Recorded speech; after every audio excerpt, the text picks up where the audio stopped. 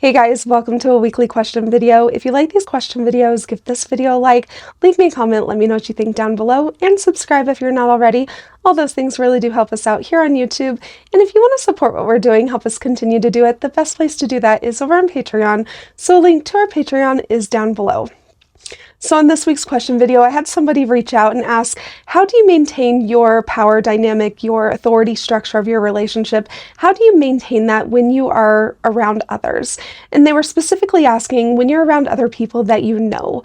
And I felt like this was a really relevant question for this time of year, especially as we approach the holidays, the opportunity for us to be in mixed company with our family and friends as we gather for the holidays, as we have more social events, parties, different opportunities for us to kind of be in those situations is higher this time of year typically than any other time of year. And so I felt like this was a really good question to kind of talk through and talk about because it is very relevant for a lot of people. So how do you approach kind of maintaining your authority structure when you are around others, especially other people that you know? Because if you're just in public and you're around other people that you don't necessarily know, you might not necessarily be invested in how they perceive you, how they are viewing your relationship, where when you are with people that you know, that you have an established rapport with, that you have a history with, that they know you, they know how you interact, they may have even known how you interact with your spouse prior to your domestic discipline relationship. And so, especially if your domestic discipline is fairly new and you're interacting with your spouse in a way that is very different than what you did previously, there might be some questions of how do you navigate maintaining that power structure and that dynamic around people that might be paying more attention, that you're a little bit more invested in their perception of you. And that's a really good question because you do want to kind of be aware of your surroundings and aware of the people around you so that you don't draw undue attention to yourself, right? But the first thing that you need to do is you need to realize that this is your relationship, this is your dynamic, and if you're the head of household, this is the way you are running your relationship. And if you're the taken in hand, you need to kind of realize that the only person whose opinion really matters is your head of household. And so you need to kind of separate yourself from the approval of others. Not that you want to throw their face in it, not that you want to make it very obvious, but you almost need to be unbothered if they tend to catch on or question why your relationship looks different than it used to, or why you are doing certain things the way you are doing them. Again, try to be subtle, try not to draw undue attention to yourself, but don't necessarily be bothered if they happen to catch on. Some family members, some friends, they're just a little bit more perceptive than others, and so they might catch on, and you need to be prepared to just say, this is how we're doing things now, and not be bothered by the fact that they may be catching on to things being different, right? But beyond that, beyond just kind of having the thought process that doesn't really matter to you. I mean, some people it matters a little bit more, some people it doesn't. Coda's the type of person that he is really unbothered. Like, he does not necessarily care what anyone thinks of him or our relationship. He's going to do things the way he's going to do it. I tend to be a little bit more sensitive to the opinions of others, and so I definitely want to try to navigate those conversations with a little bit more just a little bit more grace or a little bit more understanding, and try to kind of smooth over those conversations a little bit more. So you kind of have to think through, okay, if somebody catches on, if somebody says something, how are we going to navigate that? What are we going to say that basically communicates that this is just the way we're doing things now and it's not a big deal, because it really isn't. And again, this is your relationship and no one else's opinion really needs to matter all that much. Beyond that, you also have to have a conversation amongst yourselves. You have to have that conversation that basically, if you haven't established this already very explicitly, you do need to have that conversation that the way our relationship functions, the power dynamic within our relationship, the authority and submission structure of our relationship, that is all the time. That is not situational. That is not just when we're home. That's not just when we are in our normal schedules and routines. That does extend to every situation. That extends to social situations. That extends to family gatherings. That extends to holidays, or, whatever the case may be, whatever you are going into, you need to have the conversation to establish that very explicitly that the authority structure of your dynamic does extend into that area as well. That you don't get to take a break from being under the authority of your head of household. As the head of household, you don't get to take a break from having authority and from making sure that you are being mindful to watch the behavior of your taken in hand and hold her accountable as necessary, right? And that's the other kind of part of this conversation is, what does accountability look like when you are in these situations? Because typically you are not going to be able to have immediate accountability when you are in mixed company.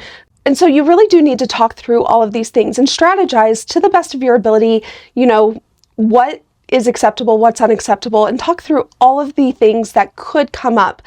You also need to establish, what does accountability look like when you are in these types of social situations?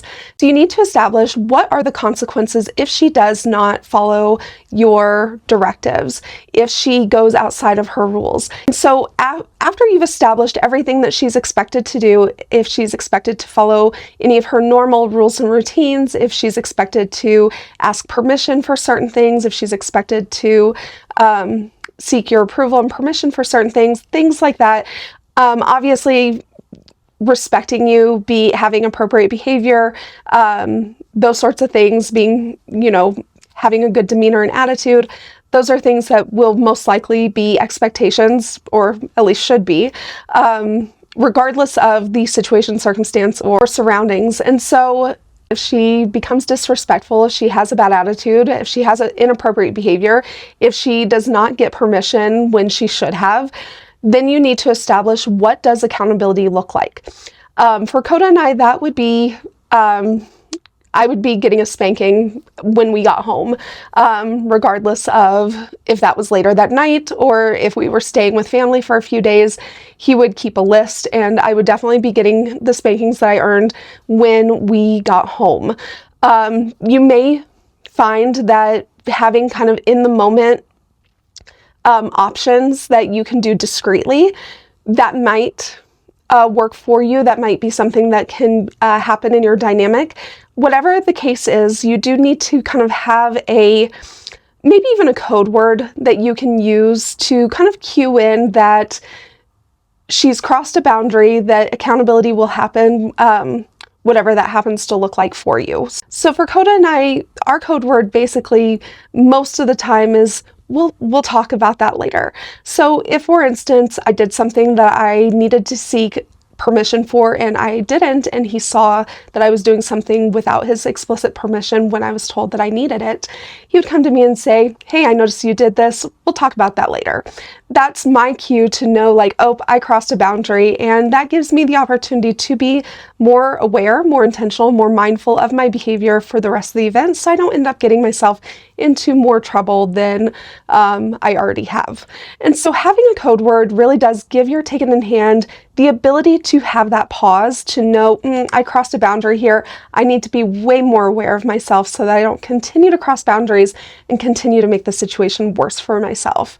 And so that is a really good way to kind of maintain that authority. It also, if Coda approaches me and tells me that and kind of uses that key phrase with me, it instantly puts me back in the mindset of being under his authority. So if I am just kind of at a gathering, I'm not really paying attention, I might be stepping outside of his authority and kind of just feeling free to do so. As soon as he comes to me and says, we're going to talk about this later, I automatically go back into that mindset of being under his authority, and that shifts how I kind of feel, how I am interacting in the situation, how I'm interacting with him, and it kind of just puts me back in that mindset of being under his authority, and that's a really good thing. It maintains the power dynamic of our relationship for him to just establish that he is paying attention to me, he's noticing what I'm doing, and he's going to hold me accountable for going outside of his authority. So all of those things are really good. Also, if necessary, he absolutely would ask me to come speak to him privately. We would either go out to our car, find a private space in the home, or in the wherever we happen to be. We would find a quiet place to have a quick private conversation, and he would give me a verbal reprimand if it was absolutely necessary. And so that's an option too. You can have that time to basically give like a little mini lecture that, you know, I don't appreciate what you're doing here. You're going against the rules that we established. This is not acceptable, and we will talk about it later. I still wouldn't use the phrase, you're getting a spanking when we get home, because you never know if you're going to be overheard. So I would still use key phrases, especially if you cannot guarantee that you have absolute privacy. Just you don't want to have to explain yourself to anyone that you do not intend to explain yourself to. So maintain your privacy, but also make sure that you are maintaining that authority structure. I think that it really just comes down to attitude and intention. As a head of household, you need to go in knowing that you still hold authority over your taken in hand. You need to go in with the intention of paying attention to her, paying attention to what she is doing, and with the intention of holding accountability if it's necessary, and not being afraid to do that. Obviously, give her leeway to enjoy the social gathering, especially this time of year with the holidays.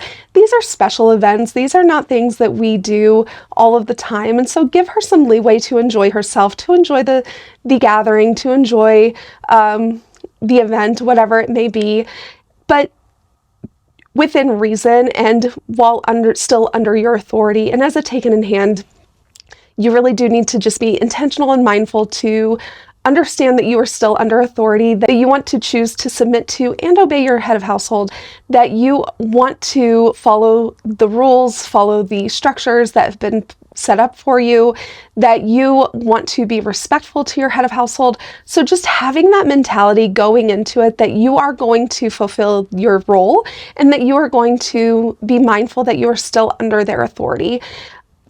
That's really what it comes down to, is just being intentional and being mindful and having those mindsets regardless of where you are and who you are around. So it can be very difficult to maintain that mindset, but if you go in with the intention of maintaining it, you really can. And that is my biggest piece of advice, is just be really intentional with your mindset, be really intentional to understand your role and continuing to maintain that role regardless of who you are with or the situation that you're in, and establish the expectations, establish the accountability, and be consistent to follow through if necessary. So I hope that helped. I hope that you guys enjoyed that. Let me know what you thought down below. Leave me a question that I can answer on a future video, and we will talk to you next time.